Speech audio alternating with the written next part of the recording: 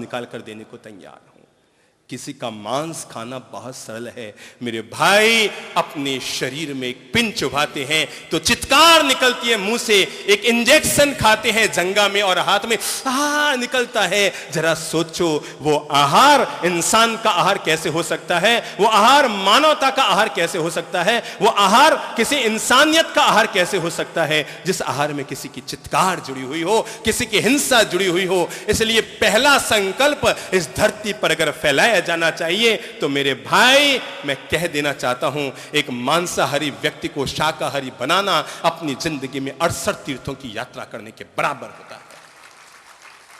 एक मांसाहारी व्यक्ति को शाकाहारी बनाना, अगर आप में से भी बैठे हुए किसी व्यक्ति ने अपने जीवन में मांस का सेवन किया हो, कर रहा हो या कर रहा हो अपनी जिंदगी में, तो अपने आप के लिए मैं उसे कहूंगा कि ईश्वर के नाम पर, भगवान के नाम पर दुनिया में खाने की 1000 चीजें हैं, लाख चीजें हैं, पर किसी की चित्कार भरी आवाज का भोजन करना किसी भी इंसान के लिए पुण्यजनक श्रेष्ठ नहीं हो सकता। मेरे भाई याद रखना, जानवर बेजुबान तो होते हैं।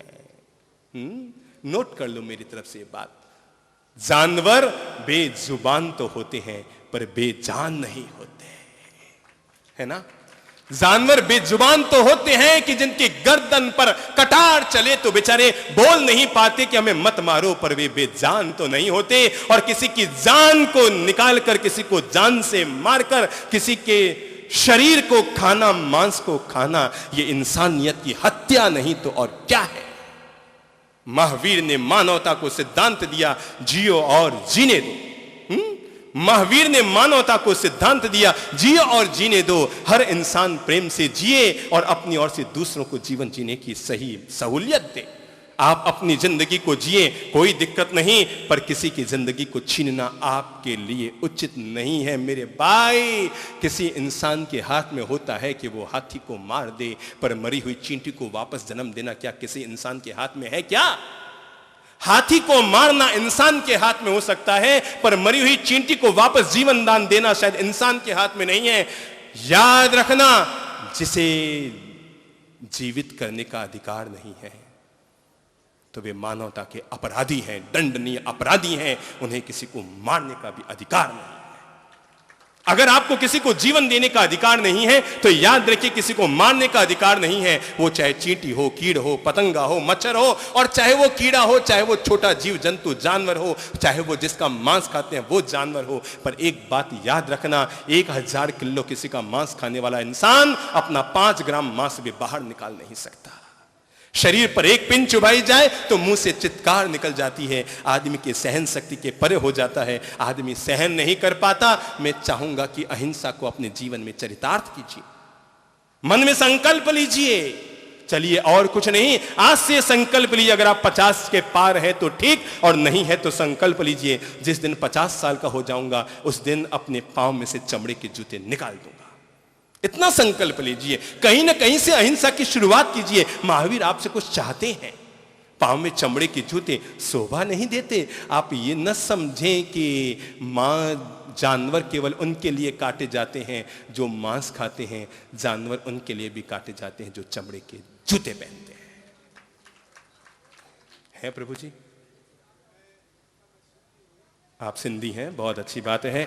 ईश्वर करे ये सब तक मेरा संदेश जाए, बहुत अच्छी बात है, बहुत अच्छी बात है। सिंधी और हिंदी कोई अलग अलग थोड़ी है, एक ही तो है अपन सब। अच्छी बात है, गौरव की बात है, बहुत अच्छी बात है। मैं चाहता हूं हम जो अब कॉलोनियों में जाएंगे ना, वो इसी अभियान को लेकर घर घर जाएंगे कि लोगों में प्रेम शांति के साथ साथ हम शुद्ध आहार की स्थापना कर सकें। याद रखना, जो खाएंगे यहां पर अंडे, अगले जन्म में पड़ेंगे उन्हीं की पीठ पर। या महावीर की अहिंसा देखो, कहीं आपके पांव में जूते चमड़े के तो नहीं है। विचारना, सोचना, आज रात को जाके सोना और सोते समय सोचना कि मैं कितना महावीर का उपासक हूं। सिर पर तिलक तो लगा रहा हूं, है? या देख रहा हूं कई लोगों के सिर पर तिलक लगा हुआ है। पता ये तिलक हम किस लिए लगाते हैं सिर पर? चंदन का तिलक इसलिए नहीं लगाते कि माथा ठंडा रहेगा, ये तो लोगों का वैसे ही ठंडा रहने वाला नहीं है। लोगों का ठंडा रहता है क्या? तिलक लगाने से माथा ठंडा रहता है क्या? तिलक लगाने से कोई माथे ठंडे नहीं रहते।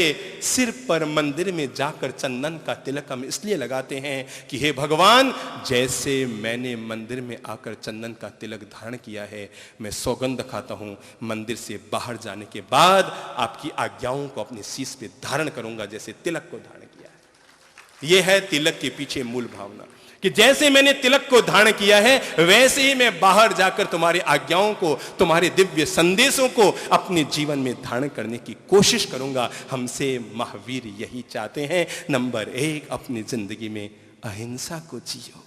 देखो, कहीं आपके होठों पर जो लिपस्टिक लगता है हिंसा से जुड़ा हुआ तो नहीं है? पता कर लो, अगर उसमें किसी खून का अंश है तो वो अंश आपके भीतर भी जा रहा है और आप सामायिक तो मुखपति बांध कर रहे हैं और पूजा मुखपोष लगा कर रहे हैं, पर पता नहीं होठों पर लगा हुआ तत्व आपके भीतर जाकर अपनी आत्मा को क्यों बिगाड़ रहे हैं। सादगी से बढ़कर जीवन का कोई सौंदर्य नहीं होता।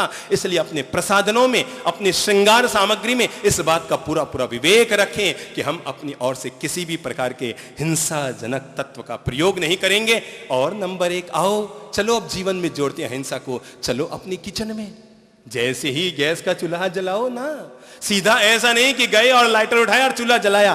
पहले चूल्हा जलाने से पहले आओ अब हम धर्म को किचन में लाते हैं। किचन में लाते हैं, बाथरूम में लाते हैं, और कहीं आंगन में लाते हैं, बेडरूम में लेके चलते हैं धर्म को।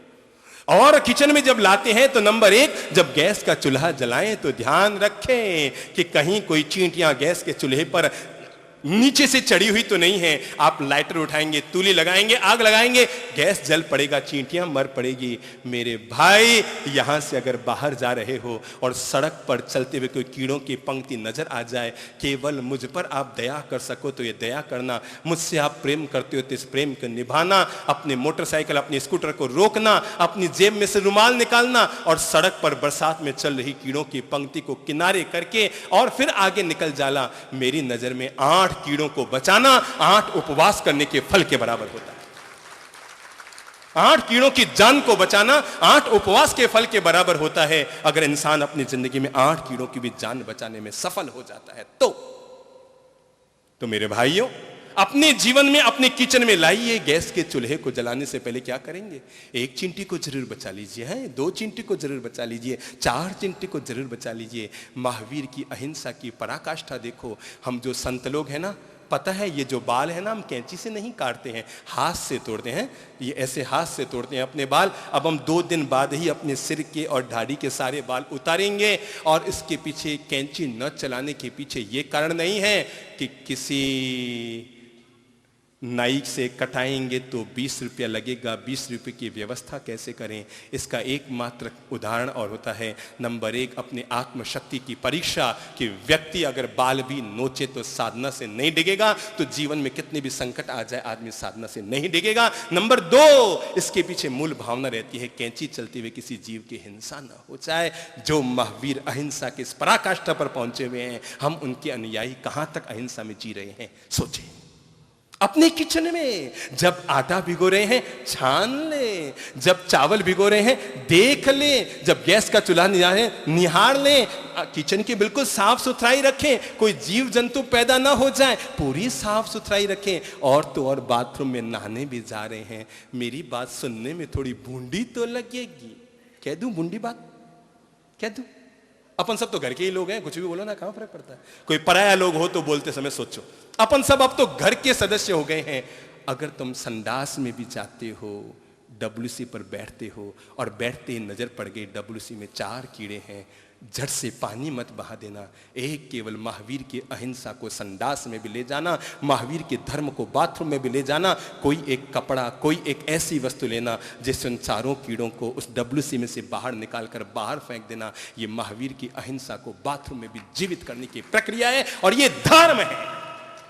मैं दावा ये कर रहा हूं कि ये धर्म है। आप मंदिर न जा पाए कोई बात नहीं, पर आपने 4 कीड़ों को बचा दिया, मंदिर जाने का पुण्य मिल गया।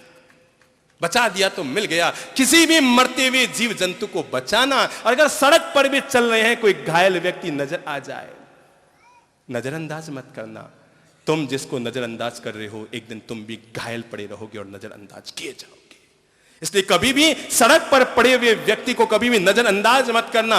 रुकना लगे बिल्कुल मरणासन्न है बेचारा जीव जंतु और कुछ न भी कर सको तो कम से कम एक काम जरूर करना, मरते हुए उस जीव को, मरते हुए उस इंसान को, मरते हुए उस प्राणी को, मरते हुए उस जानवर को और कोई सहायता पहुंचा सको तो पहुंचा देना, और वो भी सहायता न पहुंचा सको तो कम से कम उसको नवकार मंत्र, गायत्री मंत्र ही सुना देना, ताकि फिर से किसी धर्मेंद्र और पद्मावती को जन्म देने का सौभाग्य तुम्हें मिल जाए।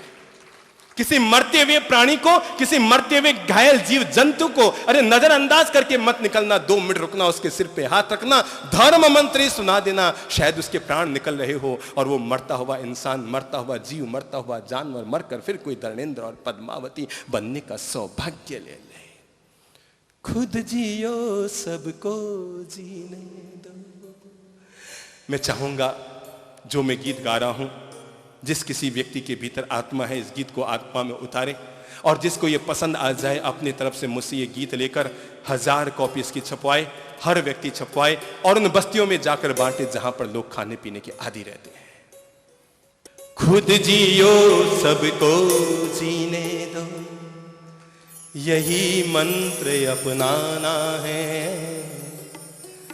अरे इसी मंत्र से विश्व शांति का घर घर दीप जलाना है, इसी मंत्र से विश्व शांति का घर घर दीप जलाना। सब बोलो तो एक बार, जियो और जियो और जियो और, ये 4 शब्द हैं, जियो और जीने दो पर याद रखना, ये 4 शब्द केवल 4 शब्द नहीं है, जियो और जीने दो में 4 शब्दों में 4 वेद हैं, 4 वेद हैं, 4 शब्दों में 4 आश्रम हैं, 4 शब्दों में 4 धाम हैं, 4 शब्दों में 4 गतियां हैं। ये 4 शब्द बड़े मूल्यवान हैं। जियो और जीने दो, इंसानियत के लिए इससे बढ़कर और कोई मंत्र नहीं हो सकता। मुझे कोई पूछना चाहता है कि मैं जिंदगी में सुख पाना चाहता हूं, क्या मैं जिंदगी में सुख पाना चाहता हूं, इसका मंत्र दीजिए, तो आज मैं आपको मंत्र देता हूं। मुझे नहीं मालूम कि जिन मंत्रों की आप माला जपते रहे वो मंत्र आपकी जिंदगी में कितना परिणाम देंगे, मैं नहीं जानता, लेकिन